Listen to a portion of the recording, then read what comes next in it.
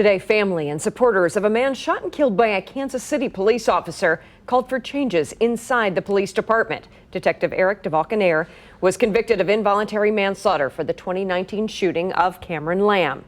KCTV5's Carolina Cruz has more on what his family had to say at today's police board meeting. Carolina?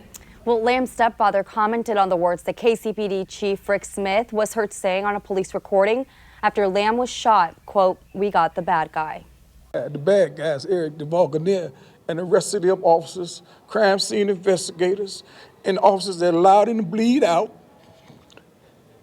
they the bad guys. A community activist and co-founder of Friday Night Protests, Steve Young, says Chief Rick Smith needs to be held accountable for what happened to Cameron Lamb under his leadership. Rick Smith didn't question his detective, never gave a thought of Cameron's humanity, or even if Cameron's rights have been violated by his detective.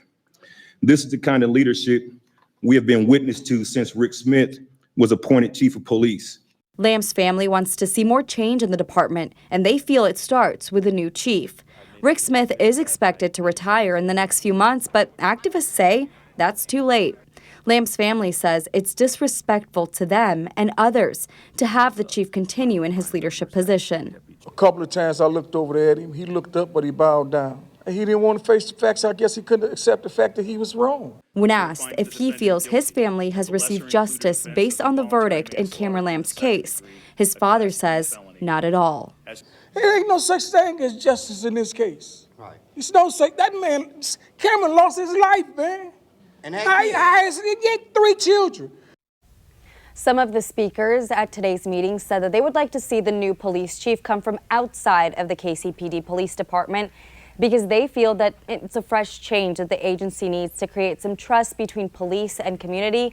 And Chief Smith did not respond to any of today's comments. Reporting in the newsroom, I'm Carolina Cruz, KCTV 5 News.